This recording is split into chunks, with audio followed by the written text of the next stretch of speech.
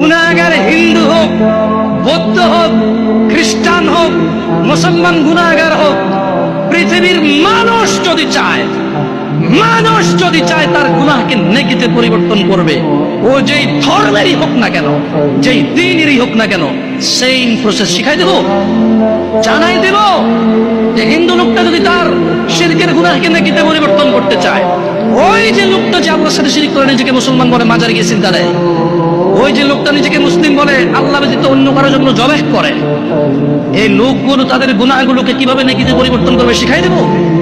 ইল্লা মান তাব, এ হলো মানুষ, এ হলো কি মানুষ, ওর ধর্ম যেটাই হোক।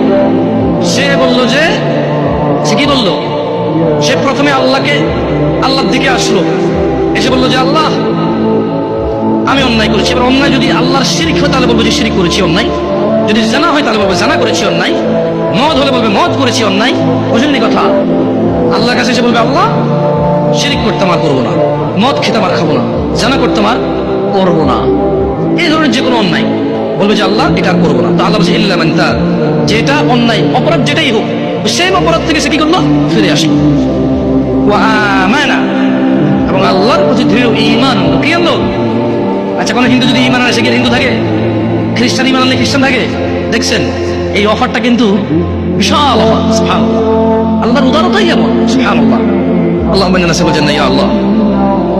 তো ওয়া আমানা, ঈমান আনলো, ঈমান আনার পর কি করতে হবে?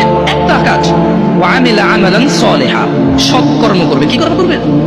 অপরাধ যা করছে তো করে ফেলছে, এখন সৎকর্ম করবে। আল্লাহ বলছে যে তাইলে যদি তওবা করে, ঈমান আনে, ভালো কাজ করে, পিছের সব খারাপ কাজ নেকি হয়ে যাবে।